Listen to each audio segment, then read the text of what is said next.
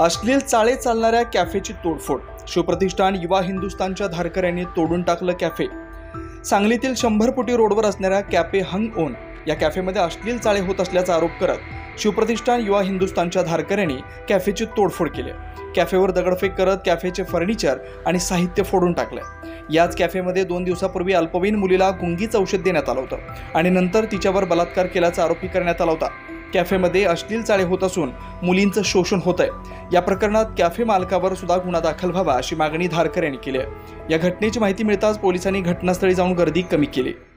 नाव रणजित चंदनदादा चव्हाण, मी शिवप्रतिष्ठान युवा हिंदुस्थानचा जिल्हा प्रमुख आहे। गेले 2 वर्ष झालं आपण हे जे अश्लील चाळे चालतात कॅफेमध्ये त्या विरोधात IG साहेब, परत SP साहेब, त्याच्या आधी आपण गृहमंत्री, मुख्यमंत्री सगळ्यांना निवेदन दिलेले आहेत। पण तरीसुद्धा आत्ता आपल्या सांगलीत ते असे अश्लील चाळे चालू असणारे म्हणजे मिनी लॉजेस असणारे हे कॅफे चालू आहेत। आणि याचा बळी काल एक तासगावची मुलगी आणि मुलगा त्या मुलीचा बळी झालाय। म्हणजे काल त्या मुलीवर बलात्कार झालाय 15 तारखेला, म्हणजे परवा दिवशी।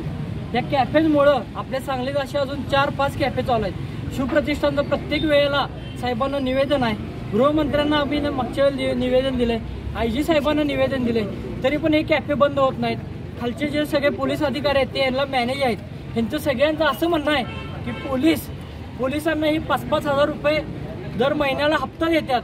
मग हे पोलिसांच्या मुळे झालंय का? यांच्यामुळे यांचे जी काय यांना भीती पाहिजे होती, जे अश्लील चाळे हे करतात ती भीती यांची मोडलेली आहे।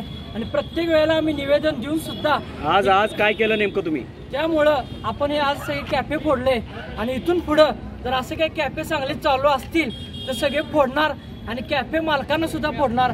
आणि काल जो हा प्रकार झालाय त्यामध्ये या कॅफे मालकाला सुद्धा सहआरोपी करावं ही श्री शिवप्रतिष्ठान युवा हिंदुस्थानची मागणी आहे। आणि असेच कॅफे सगळे पूर्ण महाराष्ट्रात फोडणार हे शिवप्रतिष्ठान युवा हिंदुस्थानच्या तर्फे आम्ही आवाहन करतो आणि तुम्हाला सांगतो। अशाच ताज्या अपडेटसाठी महासत्ता न्यूजला सबस्क्राइब करा।